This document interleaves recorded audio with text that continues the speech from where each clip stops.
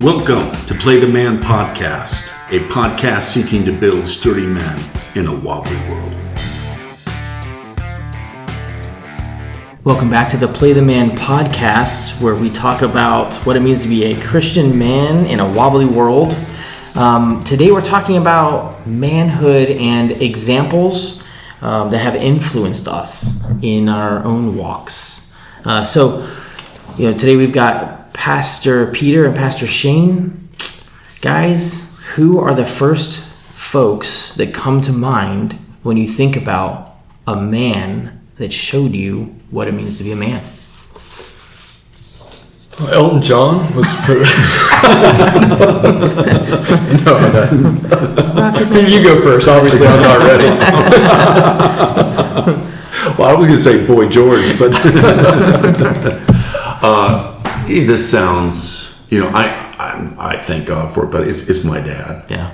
And what really, I think, being now 58, my dad approaching 89, still with us.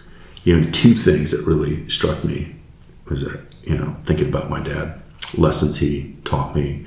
One was his faith was like in every aspect of his life. Mm-hmm. Who he was as a Christian man was everywhere. It wasn't just on Sunday. It was, he was a lawyer. He was a law professor. He was absolutely consistent in his faith. That's what, struck me about him. Yeah. Where, especially as a young man, I could be sort of a chameleon. You're in college. Your faith is kind of hidden in a sense because you don't want to stand out or be the, you don't want to be the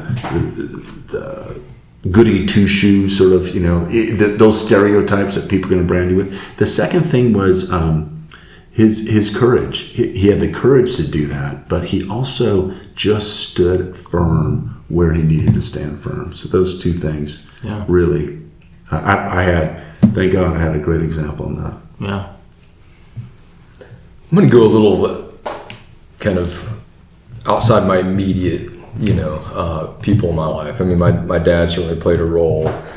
Mentors in my life along the way who were very influential and given me examples of manhood. But I think someone who's kind of always been there, constant in my life, that if I said that's the kind of man I want to be, is C.S. Lewis. Mm-hmm.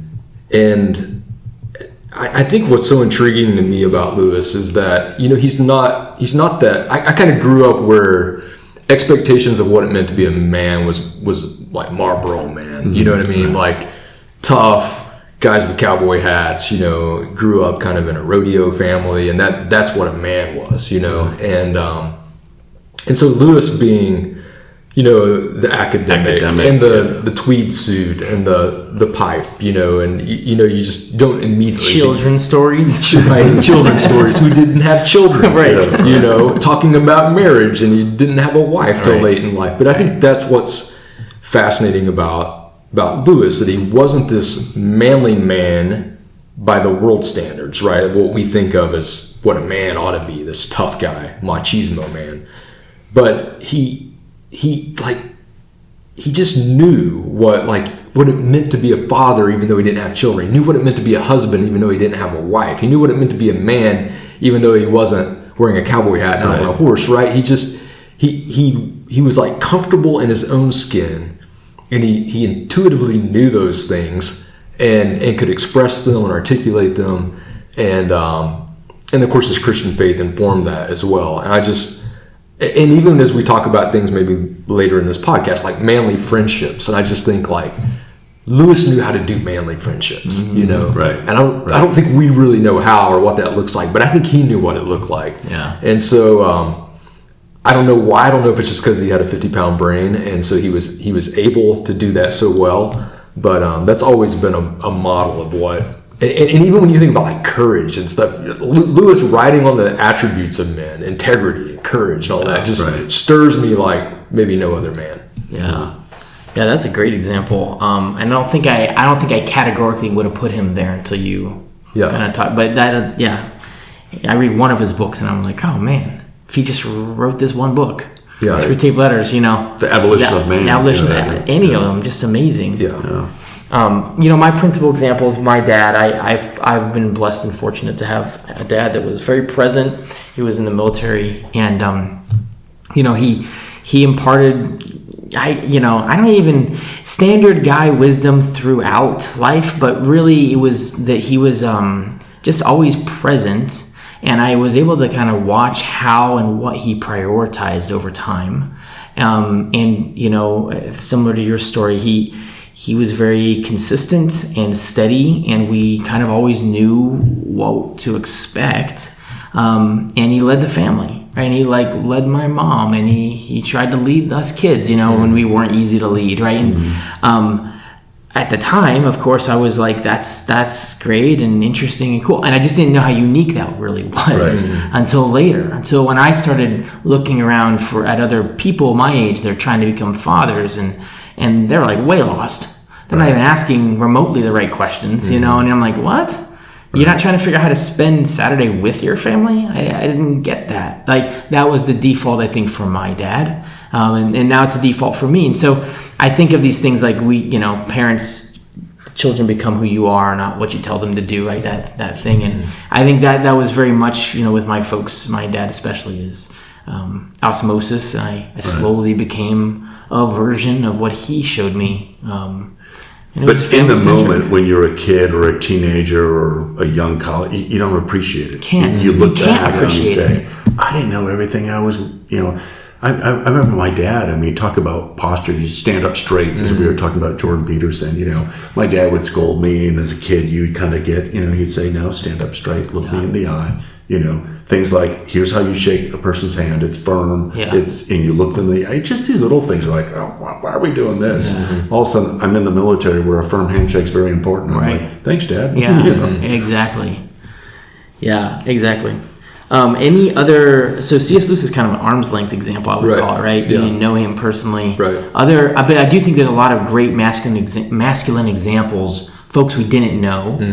You can't know their life, right? So you can't say like that was the best guy, but you can say, hey, that person was called, and they worked through that, right? And I'm always impressed with historical examples. It's one of the most important litmus tests I have for male biographies about male leaders, which is how they treat their family. That's it. Right. I have a lot of questions I have, but that's the first one. Right. Were you was there fidelity in your relationship, and did you parent? Right. It's like that's the start. When I think of these masculine things of influence, right? It's do you do the core masculine work, which is do you have the character versus the worldly success? And success is cool. But if your kids didn't know you while you were gaining that success, I just don't know. Right. It seems like it's just not a whole picture. Yeah. Well, I think that's one of the reasons, going back to Lewis, why I think so interesting is that he was exhibiting fatherhood without having kids. Yeah. Right. You know what I mean? And you read the Chronicles of Narnia, you read those stories, you read how many kids he's blessed, without ever having kids of his own. You know, you realize the fatherly heart he had without having kids says something about the man. When so many people have kids and don't have the fatherly heart, and I think that's important. I agree. I think of The Magician's Nephew, the first of the Narnia series chronologically, when Aslan's creating the creatures. And C.S. Lewis is so deftly good to explaining it to a child, because Aslan's you'll be intelligent and you'll be intelligent to be able to speak, and not you, and not that one, and you all have to be patient with them. And you're like, what is Lewis saying with this, and how layered is this, and how could I could kind of explain the Garden of Eden here a little bit, right? I can kind of pull out meta narratives that he's trying to break down for our children, right? And to your point, how did he have a mind for children, right? Well, he knew how to arrest their attention. He did. He knew how to speak to them. He knew how to convey biblical truths in a story that kids would want to consume. Yeah. And I think this is part of his awe and wonder of just God's created order in his world, that he just immersed himself in that and wasn't confined in this box or in his own little world of what he was doing. He was always pushing the boundaries of what God was doing, and I think that was really interesting. But I kind of didn't start off using examples close. My parents divorced when I was 3. My dad wasn't in the home.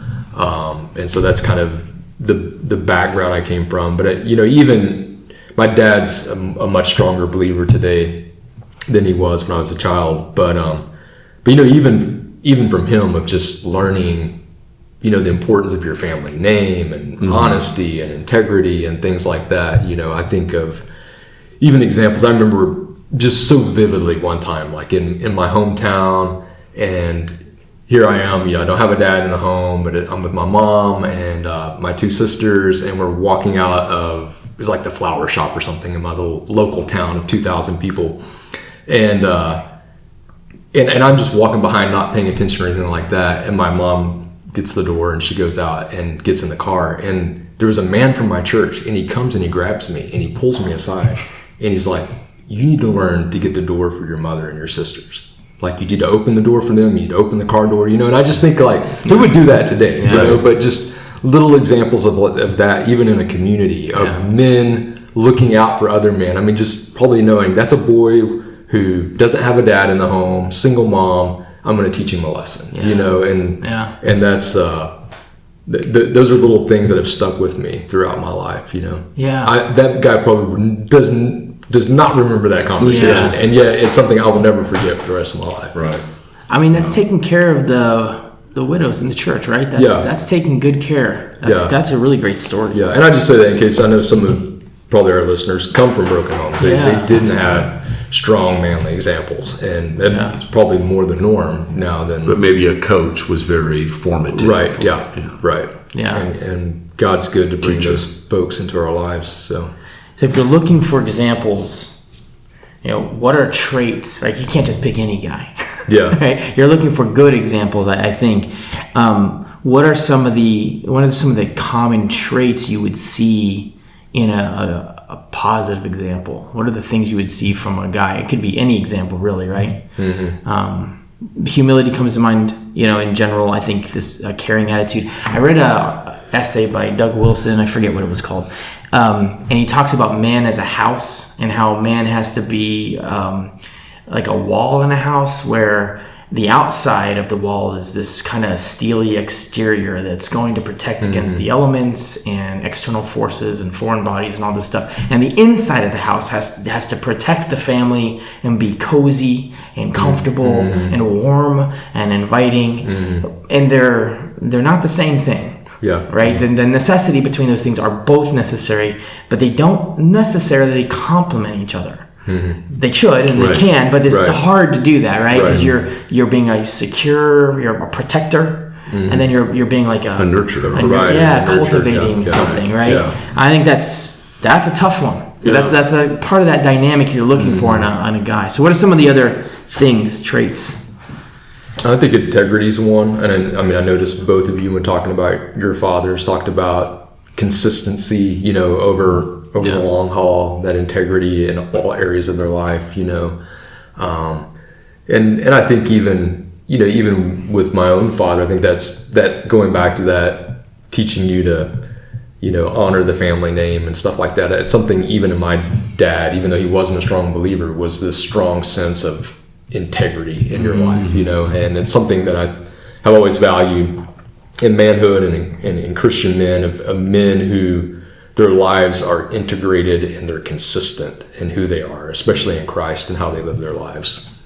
I remember I just got commissioned as a second lieutenant, and in several months I had off on active duty, and I'm reading the Patton papers, which General Patton, which is I know he's a controversial figure. You either love him or you hate him. I'm a huge Patton fan. But when I think of the influence of reading these papers, it's a 2-volume set. It's essentially his journal from when he was probably started writing, I don't know, a young man. I mean, even before he went to West Point, But what I got out of that was just this desire for just squeezing all out of life that you can. Like life's an adventure. Like, what are you going to do with your life?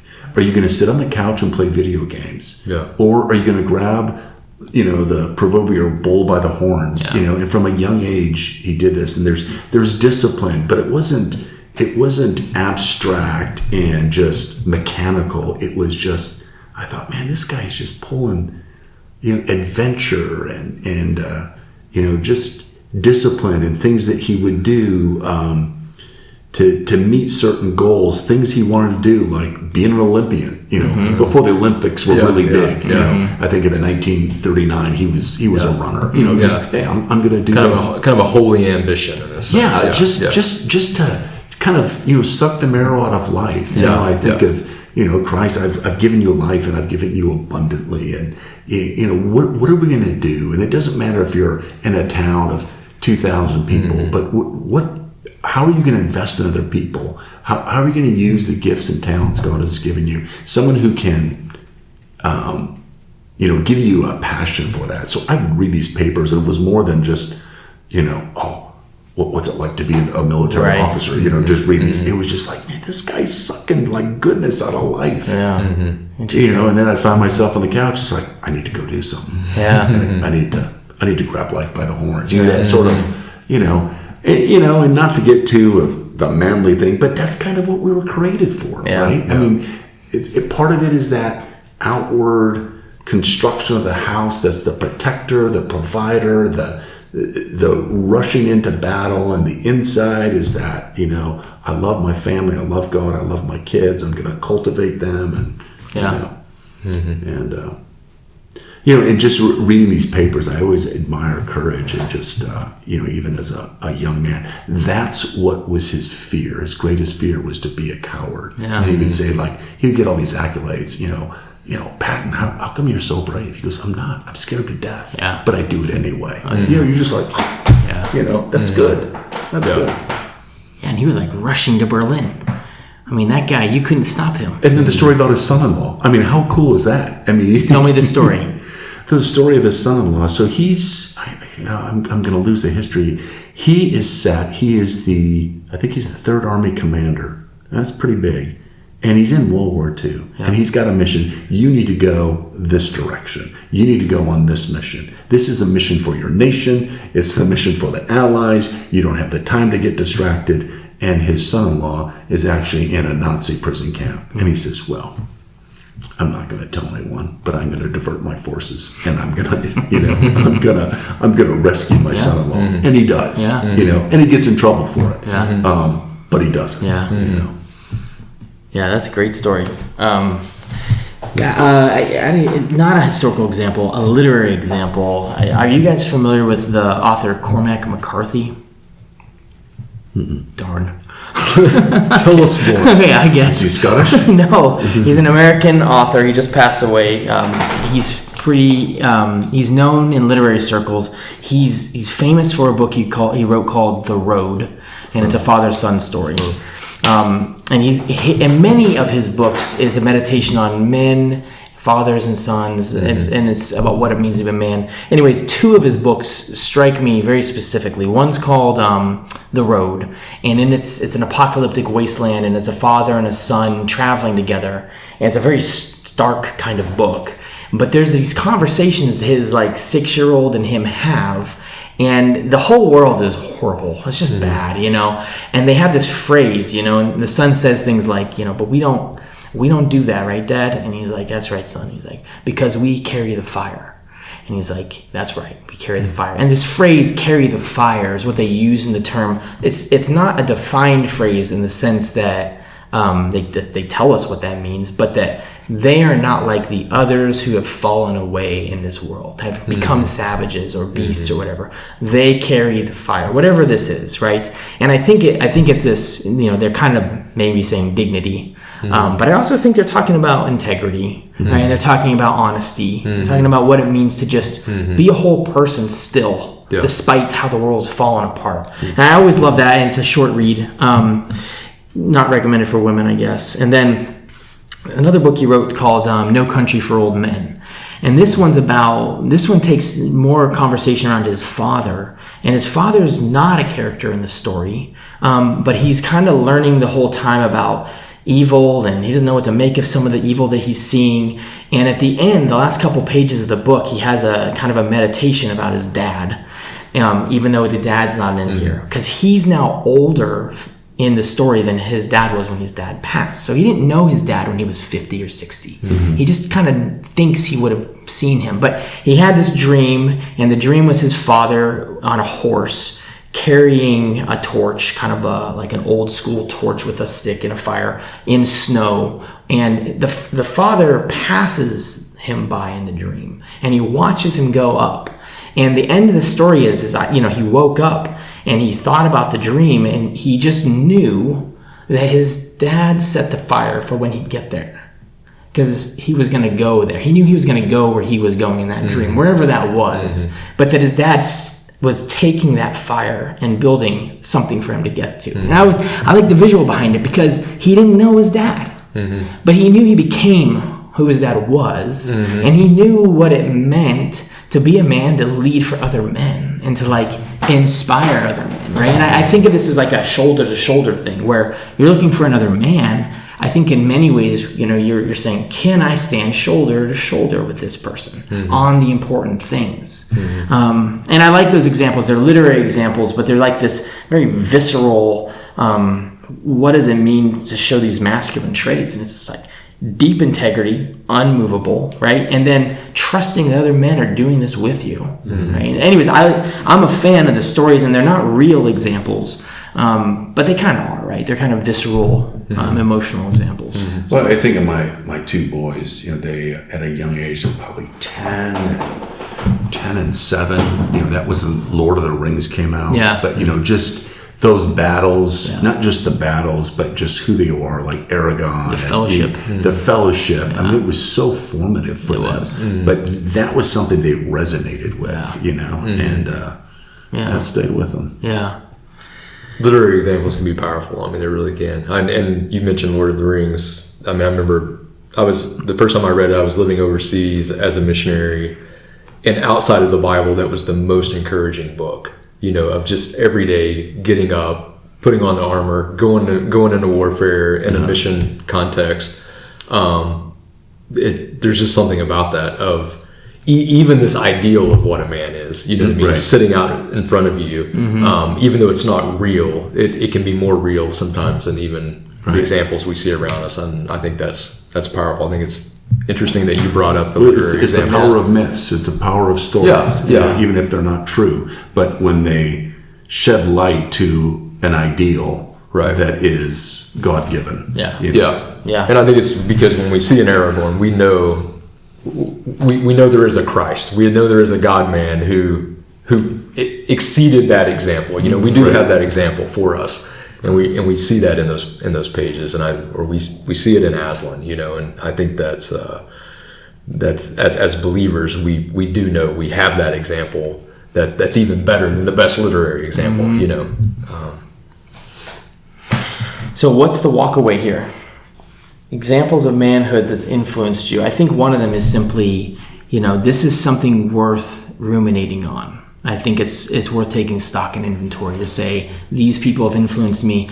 Do I have enough influence today? And am I thinking about these things in the sense that there's a historical context. There are people that have done this before me, and I need to look up there. So I think there's just like a general sort of, do I have some good examples today to be looking up to? Yeah, I think another takeaway is not replication. This person was a great example, and I want to be just like that. Yeah. But to say, what can I learn from this person? Yeah. And how am I an example to others? How am I implementing that? How am I, reflecting that in my own life? Yeah.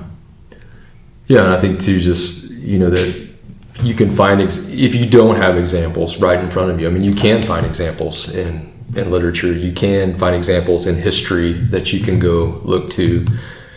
And of course, I mean, getting shoulder to shoulder with men in your local church is so important, and being an example to others. Again, I go back to the gentleman from my church in the flower shop.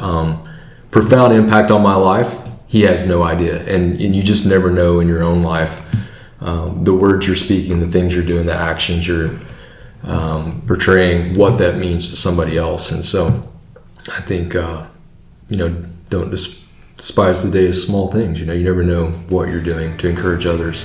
Be an example yourself. Yep. I agree. We hope you enjoyed this episode of Play the Man podcast. Stay sturdy, friends.